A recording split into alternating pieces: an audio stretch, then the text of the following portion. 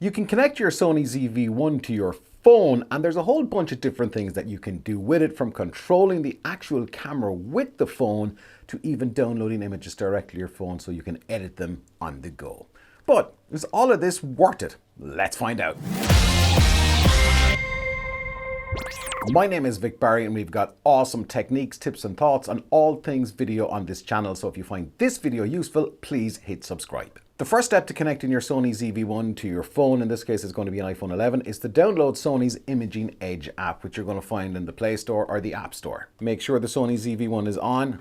Always a good start. And then press menu, and the setup here is slightly different for sending images to your phone versus the remote control of the whole camera with your phone. So we're going to do the images one first. So we got to select network, and then on page 1 of 2 we're going to select send to smartphone function. Let's hit this. We can have sending target, which is original only, or proxy and original. Basically, the proxy is a low-res version of the original file. We can connect during power off if needs be. This is going to drain your battery ever so slightly because, you know, the camera isn't completely off. And then here's the biggie, send to smartphone. Let's hit this, and then we have two options here, selecting this device, meaning you can select whatever photos you want to send to the phone on the actual camera, or in this case, I'm gonna hit select on smartphone. And what that does, your smartphone can basically browse through the SD card that's inside in the Sony ZV-1. Let's hit this, then we get Wi-Fi standby. And next step then is to open the Sony Imaging app, scan this, and then after a few seconds, we're going to see the contents of the SD card on the phone. So you can hit one of these, and then you can tap some of the images. And keep in mind, the settings up here allow you to change the image size that you're going to copy to your phone. So you can have original, 2 megapixel, or VGA. Unless you're on a phone from the Stone Age, I would suggest sticking with original. Let's hit back. Now let's hit the little arrow and the share icon down here. And then it's going to copy directly to your phone. Once you download these to your phone, the date that's actually on the image itself is going to be where it's going to be located in the phone. So let's say you shot stuff at the beginning of the year, you got to scroll back through your camera album to find the stuff at the beginning of the year, and that's where the actual images are going to go, which is, I guess, fine because it's using the metadata in there, but it's just a point to note, just in case you go, where's my pictures? My photos gone. That was extreme. Now you can also transfer video here as well. You can transfer the XAVC file, you can transfer the original file, which, to be honest, you're probably going to die before anything is going to copy over because it just takes forever. If you find you're going to be sending JPEGs to your phone from the Sony ZV-1 quite a bit, then there is a shortcut that you can set up. It's send to smartphone, so you can kind of set up that shortcut. You can fire that to your phone, kind of like that, which is really useful if you're shooting a lot of photos and you want to edit them on the go, and this is going to kind of save you a lot of time in the process. On to something that's really good, and this is particularly useful if you didn't waste a lot of money buying the Sony vlogging grip. Well, that's another video. This is the remote control function of the actual camera on your phone, so you can see exactly what the camera sees and you can control a whole ton of stuff. Press menu. You got to go to network, and then you got to go down to control with smartphone. You need to turn this on. Then you got to need to hit connection, and then it's going to show Wi-Fi standby. Now here's kind of where life gets a little bit easier. You got a QR code, and then you scan that with the Sony Imaging app, and then that connects the two together. So I've got the camera set up over there, and we can press record, and instantly it comes on. We can zoom in. The zooming is pretty slow when you're recording. In fact, it's really slow.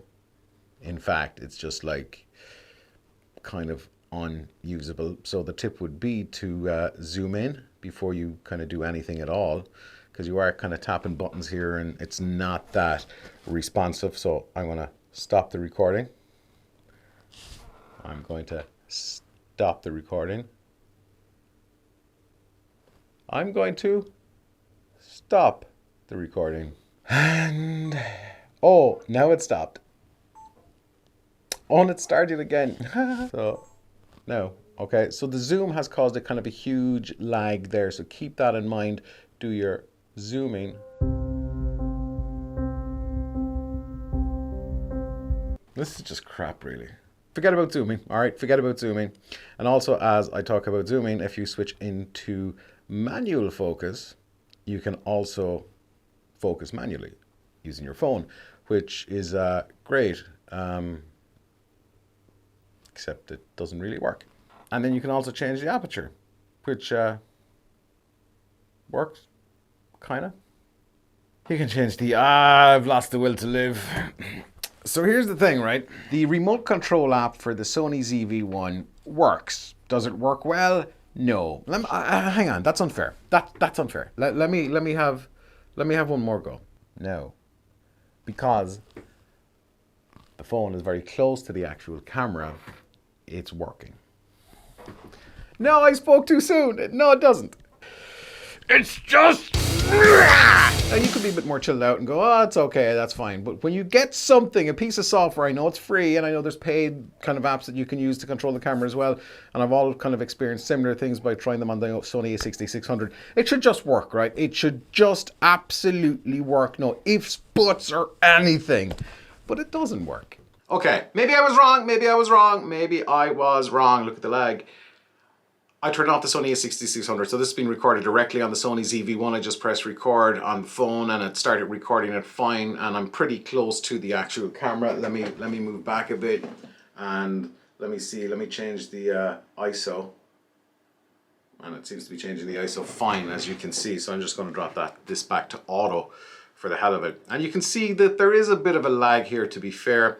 We can change the shutter speed, we can bring it up and down if we want, we can change the aperture. And it does, to be fair, it's not a great app. It is still a little bit kind of, sorry, it is a lot, very much clunky as hell. And we can just, yeah, I would still say it's a very frustrating experience, remote controlling the actual camera. It works when it wants to work, if that makes any sense. And look, it's a free download. You can try it out, and if you start pulling out your hair like I did, there's a great video up here if you want to check out some great tips that actually work and are not frustrating. 7 epic tips for the Sony ZV-1. Check that out. I'll see you on the next video, and until then, don't stop fighting for yourself. Bye-bye, never going to use this again.